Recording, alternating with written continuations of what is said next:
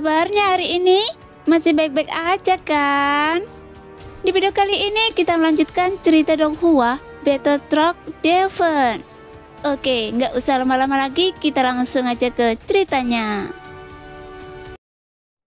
Dalam hal ini, Anda juga harus mengerti bahwa setelah meninggalkan dunia sensi, bencana yang akan hadapi akan menyusul.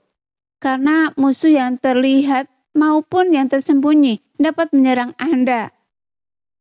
Sang ratu melanjutkan, menjelaskan bahwa identitas Xiaoyan sudah tidak bisa lagi disembunyikan.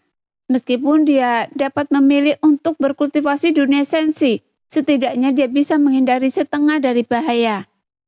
Namun ini akan merugikan kultivasinya, karena dia akan menghindari pertempuran karena takut akan kematian.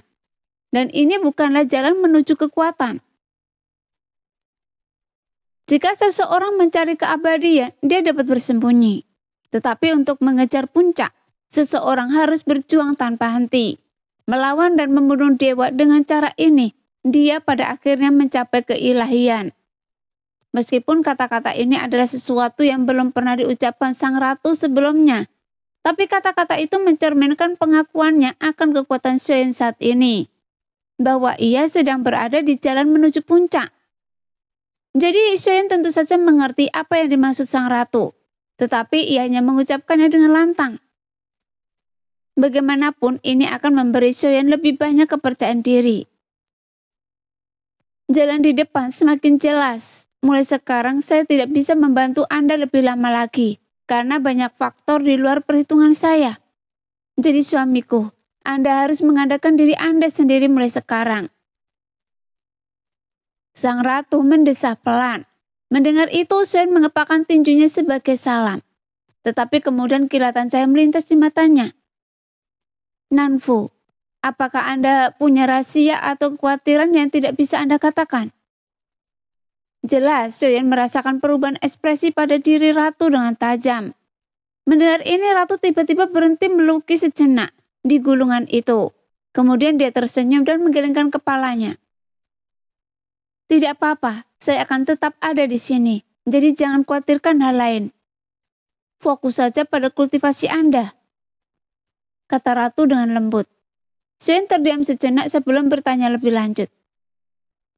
Anda bisa kembali, bagaimanapun Anda sudah bekerja keras, jadi kembalilah ke kediaman Anda dan beristirahatlah. Xiaoyan mengangguk. Dia kemudian meninggalkan pavilion Qianji dan kembali menuju Xiaomensen. Namun Xiaoyan juga merasa agak melankolis dalam perjalanan itu, karena ia akan meninggalkan dunia sensi menuju dunia Sanhe. Semua petunjuk mengarah ke dunia pegunungan dan lautan, yang berarti dia harus pergi ke tempat Raja Tiansang yang berada di dunia Sanhe. Long Yi, penguasa garis keturunan Su Jiuyin, mungkin akan menjadi Raja Naga baru dari dunia Sanhe. Perjalanan ini mungkin akan menghasilkan keuntungan yang luar biasa. Tetapi seperti yang dikatakan Ratu, ada banyak musuh yang tak dikenal. Dan mereka pasti lebih kuat dari lebih berbahaya daripada yang pernah dia temui sebelumnya. Jadi pro dan kontraknya sudah jelas. Bersembunyi di sensi atau pergi ke pegunungan dan lautan untuk berjuang dan bertahan hidup. Jawabannya sudah jelas. Sekarang Xiaoyan sudah membuat keputusan. Dengan pohon dunia, Xiaoyan dapat dengan mudah menjelajahi dunia. Sedangkan para penjelajah lainnya, mereka menggunakan rute lain. Membuat akses masuk dan keluar jauh lebih sulit. Jadi mereka tidak berani masuk sembarangan. Lagi pula, sekarang Taisu tidak dapat menyerang dalam skala besar. Jika tidak, itu sama saja dengan bunuh diri. Ketakutan mereka adalah jika seluruh makhluk hidup dunia sensi merasa terancam, mereka yang menyembunyikan kekuatan akan melakukan serangan balik. Dan hal ini adalah sesuatu yang tidak dapat ditahan oleh Taisu. Jadi hanya serangan skala penuh, mereka benar-benar dapat dimulai invasi. Oleh karena itu, Suzu hanya berani turun dengan pecahan jiwanya. Adapun sosok aslinya tidak akan berani datang ke dunia sensi sendiri. Meskipun kekuatan pribadi Xiaoyan masih cukup lemah, tapi jika dia turun sendirian, itu pasti akan mengarah pada pengepungan dan penindasan, sehingga dia tidak berani melakukannya. Saat ini, Taiso adalah musuh terbuka Senshi, sementara dunia lain yang terlibat dalam musuh rahasia, dan kepala divisi penghancuran juga terlibat, dan pemimpin serangan tersebut. Meskipun Xiaoyan sendiri menyandang identitas sebagai anggota alam dewa kekacauan, tapi status Xiaoyan kurang memadai dan pemahamannya masih terbatas.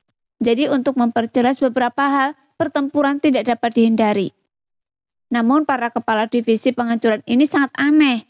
Bahkan istana surgawi dikendalikan oleh mereka. Jadi Xiaoyan tidak bisa membunuh para raja roh istana surgawi. Karena jika dia membunuh mereka, itu hanya akan memprovokasi kepala divisi kehancuran yang mengendalikan mereka. Namun meskipun Xiaoyan tidak punya waktu untuk menghadapi mereka sebelumnya, tetapi sekarang dia bisa mencobanya.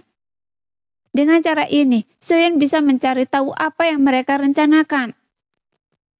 Pada saat ini, mata Xiaoyan berkilat tajam. Sebelum saya merencanakan langkah selanjutnya, saya masih harus mengunjungi istana surgawi sebelum menuju ke dunia gunung dan lautan. Lagi pula, para roh hantu dari istana surgawi semuanya adalah makhluk yang telah mengorbankan jiwa mereka. Dan jumlah mereka sangat banyak. Jika saya tidak bisa membunuh para raja roh ini, tidak bisakah saya membunuh para roh hantu ini? Lagi pula, Yetian juga bisa melatih mereka menjadi kura-kura iblis. Sambil merenung, Xiaoyan telah terbang perlahan melalui alam dewa kuno menuju Xiao Mansion. Setelah melihat dua plakat yang menandai Xiao Mansion, Xiaoyan mengesampingkannya semua pikirannya sejenak. Karena dia tidak sanggup menyampaikan beban pikirannya kepada keluarganya. Jadi Xiaoyan pun memasang ekspresi lega dan melangkah masuk ke dalam Xiao Mansion. Tak disangka, tempat itu sudah ramai dengan aktivitas dan tawar yang memenuhi udara. Bukan hanya semua orang dari tim Veles hadir, tetapi ada juga kakak-kakak senior Xiaoyan dan PY Beijing yang berkumpul. Saat Xiaoyan mendekat, istri-istrinya berdiri dan menatapnya dengan penuh kasih, sehingga secercah kekecewaan yang melintas di mata Xiaoyan lenyap tak terlihat. Meskipun hanya Cailin yang tak hadir, tapi dengan kekuatan Xiaoyan saat ini, jika ia ingin menemukan Cailin, ia hanya perlu berpikir.